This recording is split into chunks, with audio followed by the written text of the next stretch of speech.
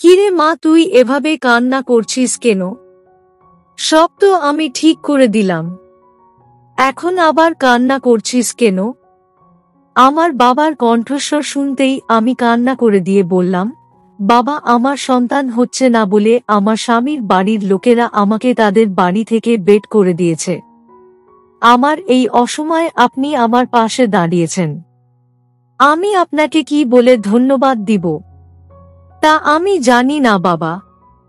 আমার কথাটা শেষ হতেই আমার বাবা আমার মাথায় আলতো করে হাত বুলিয়ে দিয়ে আমাকে বললেন, আরে পাগলি মেয়ে আমার, এটা নিয়ে কান্না করছিস কেন? আজ তোর মা থাকলে তিনিও তোকে সাহায্য করত, তবে তোর মা নেই, তাই আমি তোর পাশে দাঁড়িয়েছে। আমি একজন বাবা, আমি আমার মেয়ের মুখে সব সময় হাসি দেখতে চাই। বাবার কথাটা শেষ হতেই আমি আমার বাবার দিকে তাকিয়ে মুচকি একটা হাসি দিলাম। আমি মুচকি হাসি দিতেই আমার বাবা আমার দিকে এগিয়ে এসে আবার ও আমার সাথেই। হ্যালো আমার কলিজার বন্ধুরা, কেমন আছো সবাই? প্রতিদিনের মতো আজ আমি তোমাদের মাঝে নতুন একটি ভিডিও নিয়ে হাজির হয়েছি। আজ আমি তোমাদের বলবো আমার নিজের আপন বাবার সাথে আমার জীবনের আরও একটি অসাধারণ সত্যি গল্প। আমি জানি এমন গল্প হয়তো তোমরা এর আগে কখনো শোনোনি। আমি শতভাগ সিওর হয়ে বলতে পারি আজকের ভিডিওটা দেখার পর তোমাদের জল আসবে। তাই তোমাদের অনুরোধ করছি সম্পূর্ণ ভিডিওটি দেখার। তো বেশি কথা না বলে চলো গল্প ফিরে যাই। আমি পূজা সেন। আমি একজন 22 বছর বয়সী বিবাহিত নারী। আমার স্বামীর নাম সৈকত। আমার স্বামী সৈকত পেশায় একজন ব্যবসায়ী। আমার বিয়ের প্রায় বছর 5 আগেই আমার মা চলে যান। মায়ের চলে যাওয়ার পর আমার বাবা আমার খেয়াল রাখেন। আমার বাবা অনেক ধনী কোনো ব্যক্তি নয়। আমার বাবা একটা সরকারি স্কুলের শিক্ষক। আমার বাবা বেতন অতি সামান্য। এই সামান্য বেতন দিয়ে কোনো মতে আমাদের সংসারটা চলে যেত। আমি নিজেও পড়াশোনা করতাম, সেই সাথে টিউশনিও করতাম। তবে আমার ধীরে ধীরে কিছুটা পরিমাণে অর্থ সঞ্চয় করে রাখেন আমার বিয়ের জন্য। বন্ধুরা, আমি বরাবর আমার বাবাকে সম্মান করে থাকি। আমার বাবা আমাকে যেটা বলে আমি ঠিক সেটাই করার চেষ্টা করি। তবে আমি আমার বাবার যতটাই খেয়াল রাখি না কেন, দিন শেষে আমার বাবার জন্য আমার অনেক চিন্তা হয়। কারণ আমি তো আর চাইলে বেশি দিন আমার বাবার বাড়ি থাকতে পারবো না। দিন শেষে আমাকে আমার ভবিষ্যৎ নিয়ে চিন্তা করতে হবে। এসব কথা ভাবতেই আমার মনের মাঝে কেমন যেন করে ওঠে। তবে বন্ধুরা, সত্যি বলছি, আমি সব সময় চাইতাম আমার বিয়েটা যেন আরো অনেক পরে হয়। কারণ আমার বাবা আমাকে যতটা পরিশ্রম করে মানুষ করেছেন, ঠিক তেমন করছি আমি। চাই আমার বাবার জন্য কিছু একটা করতে। তবে আমার ভাগ্যে হয়তো অন্য কিছুই লেখা ছিল। আমি প্রতিদিনের ন্যায় আজ কলেজ থেকে বাড়ি ফিরে এসে কিছু সময় বিশ্রাম নিয়ে নিলাম। বিশ্রাম নেয়া শেষ হতেই আমি চলে গেলাম রান্নাঘরের দিকে। আমি রান্নাঘরের দিকে চলে আসতেই আচমকা আমি শুনতে পেলাম আমার বাবার কণ্ঠস্বর। আজ এই সময়ের বাবার কণ্ঠস্বর কানে আসতেই আমি খানিক চমকে উঠলাম। কারণ আমার বাবার তো কখনোই এই সময়ে বাড়ি ফিরে আসেন না। কেমন যেন মনের মাঝে একটা অদ্ভুত ভয় কাজ করতে লাগলো। আমার বাবা ঠিক আছেন তো? আমি রান্নাঘর থেকে বেরিয়ে দৌড়ে ছুটে চলে আসি আমাদের বাড়ির উঠোনে। আমি আমাদের বাড়ির উঠোনে আসতেই দেখতে পেলাম আমার বাবা বাড়ির উঠোনে দাঁড়িয়ে আছেন, আর ওনার মুখে একটা খুশির হাসি। আমি বাবার মুখে হাসি দেখে ভীষণ রকম প্রশান্তি পেলাম। আমার মনের মাঝে যেই ভয়টা কাজ করছিল, সেটা যেন একদম উবে গেল। আমি আমার বাবার দিকে এগিয়ে এসে বাবাকে জিজ্ঞেস করলাম, বাবা, আজ আপনি এই অসময়ে বাড়িতে? আপনার শরীর ঠিক আছে তো বাবা? আমার প্রশ্ন শুনে আমার বাবা ঠিক বুঝতে পারলেন যে আমি ওনাকে আচমকা বাড়িতে দেখে খানকে ভয় পেয়ে গেছি। তাই বাবা আমার মনের মাঝে সৃষ্টি হওয়া ভয়কে দূর করতে আমার মাথায় আলতো করে ওনার হাতটা রেখে হাত বুলিয়ে দিলেন। আমার বাবা আমার মাথায় হাত বুলিয়ে দিয়ে আমাকে বললেন, আরে পাগলি মেয়ে আমার কিছু হয়নি।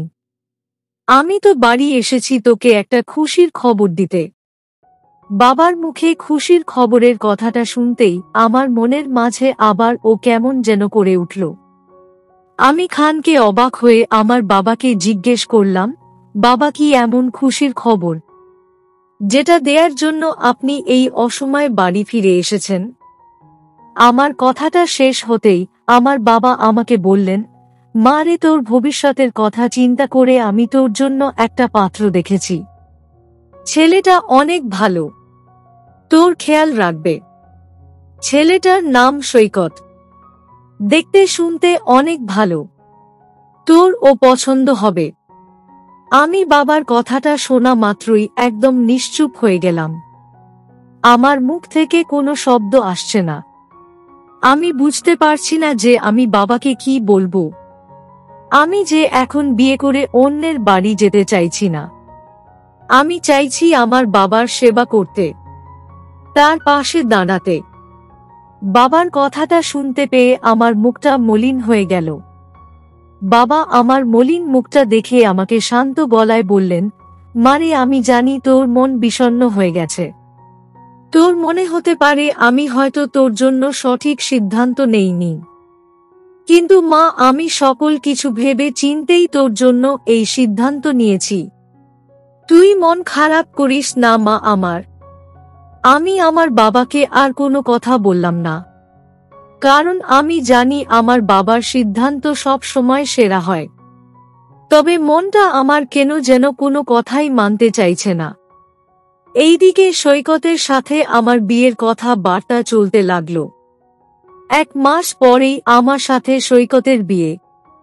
আমার নিজেকে নিয়ে তেমন কোনো চিন্তা হচ্ছে না। আমার একমাত্র চিন্তা হলো আমার বাবাকে নিয়ে। আমি শ্বশুর বাড়ি চলে যাওয়ার পর আমার বাবার খেয়াল কে রাখবে? এটাই আমার প্রথম ও প্রধান চিন্তা। আমি আপন মনে শুধুমাত্র এই চিন্তাটাই করতে থাকি। এইদিকে দেখতে দেখতে সময় ও চলে গেল। আমার বিয়ে হয়ে গেল সৈকতের সাথে। আমার বিয়ের পর আমি আমার শ্বশুর বাড়ি চলে আসি। আমি আমার শ্বশুর বাড়ি চলে আসার পর আমার সংসার আমি গোছাতে শুরু করি। আমার সংসার বেশ ভালোই চলছিল। তবে বাবার চিন্তা সব সময় আমার মাথায় কাজ করত। সৈকতের সাথে বিয়ের প্রায় বছর খানকে সময় অতিবাহিত হয়ে যাওয়ার পরেও আমার কোনো সন্তান হচ্ছে না। আমার সন্তান হচ্ছে না দেখে আমার শ্বশুর বাড়ির সকলেই আমার সাথে খানিক অদ্ভুত রকম আচরণ করতে শুরু করল। শুধু যে শ্বশুর বাড়ির লোকেরা আমার সাথে অদ্ভুত আচরণ করছে এমনটা নয়, আমার স্বামী সৈকত ও আমার সাথে কথা বলা প্রায় বন্ধ করে দিয়েছে। আমাকে এড়িয়ে যেতে শুরু করেন তিনি। আমি কেন যেন আমার শ্বশুর বাড়িতে ভীষণ রকম একা হয়ে পড়লাম। আমি বুঝতে পারছিলাম না যে কি করব আমি। একদিন সকাল বেলা আমি আমার শ্বশুর বাড়ির সকলের জন্য জলখাবার তৈরি করতে রান্নাঘরে চলে আসি। ঠিক এই মুহূর্তে আমার শাশুড়ি মা এসে আমাকে খানিক ভারী কণ্ঠে বলল, দেখো পূজা মা, আমি জানি তুমি অনেক ভালো ঘরের একটা মেয়ে, কিন্তু তোমার মাঝে অনেক অপূর্ণতা রয়েছে, যেটা আমাদের পক্ষে মেনে নেওয়া সম্ভব নয়। আর এই কারণে আমরা কিছু সিদ্ধান্ত নিয়েছি যেটা তোমার জন্য ভালো হবে।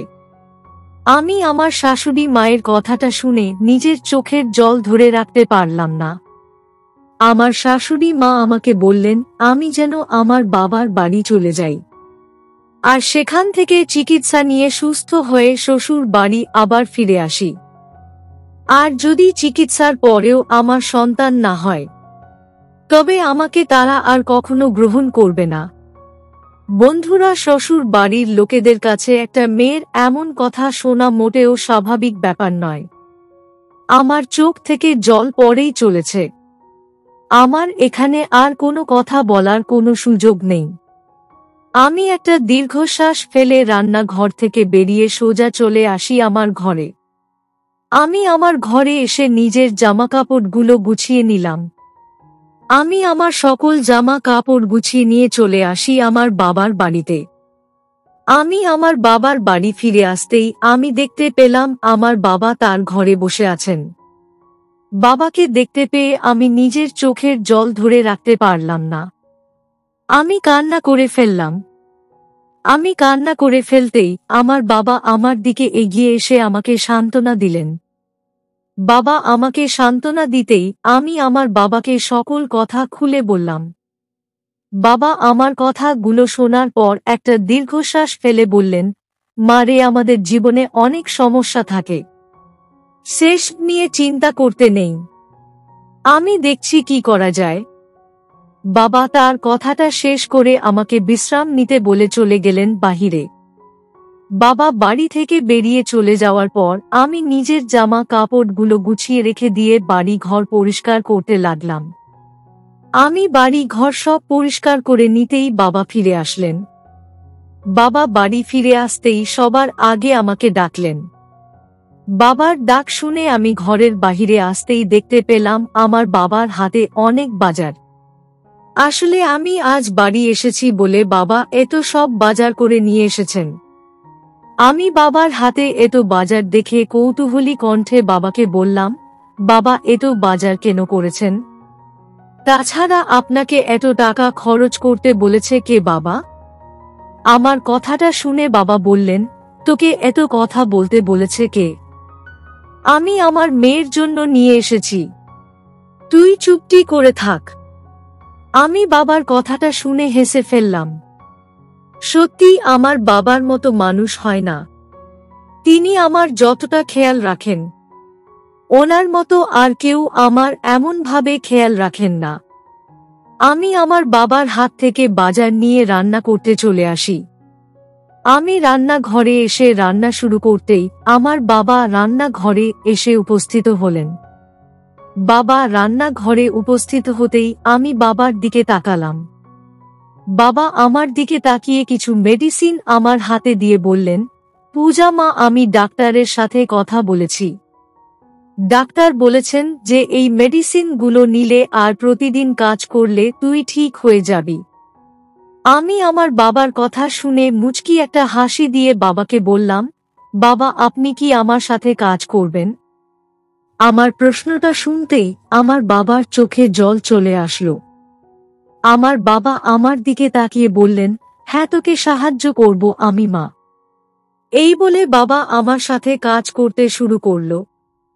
বাবার সাথে গল্প করে কাজ করে আমি ভীষণ প্রশান্তি পেলাম মনের মাঝে। প্রায় মাস খানেক সময় পর আমার স্বামী সৈকত আমার বাবার বাড়ি আসলো।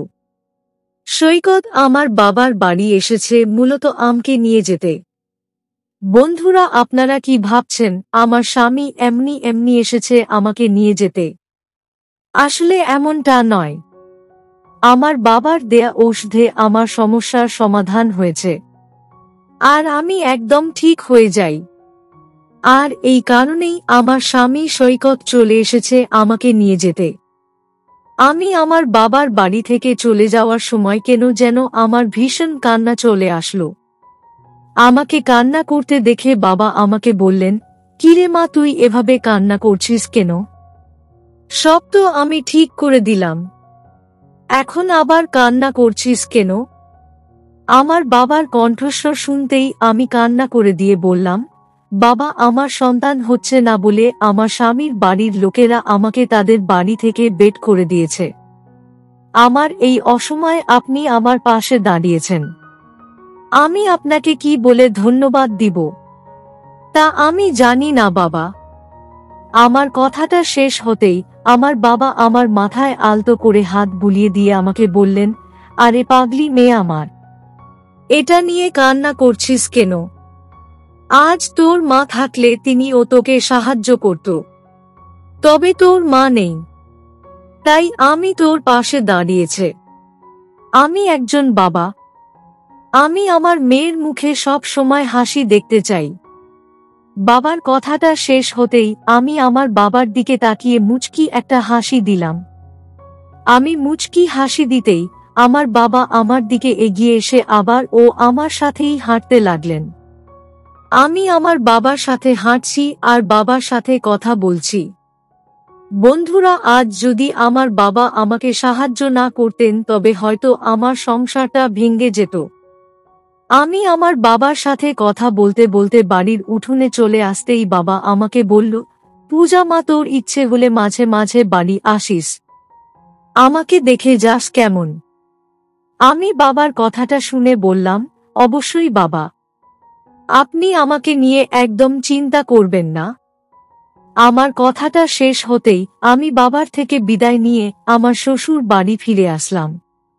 প্রায় বছর খানেক সময় অতিবাহিত হতেই আমার একটা ছেলে সন্তান আসলো। আমার শ্বশুর বাড়ির লোকেরা অনেক খুশি হলো। বিশেষ করে আমি অনেক বেশি খুশি হয়েছি। আজ বাবা আমার পাশে না থাকলে আমি হয়তো কখনোই এতটা খুশি থাকতে পারতাম না। আমার বাবার মতো বাবা হয় না। অতঃপর আর কি, আমিও প্রতি মাসেই আমার বাবার বাড়ি চলে আসি বাবার সাথে দেখা করতে। সত্যি আজ আমি অনেক খুশি। তো বন্ধুরা, এই ছিল আমার নিজের আপন বাবার সাথে আমার জীবনের একটি সত্যি ঘটনা। তোমাদের কেমন লাগলো আজকের গল্পটা? অবশ্যই কমেন্টে জানাবেন। প্রিয় বন্ধুরা, আজকের ভিডিওটি এখানেই শেষ করলাম।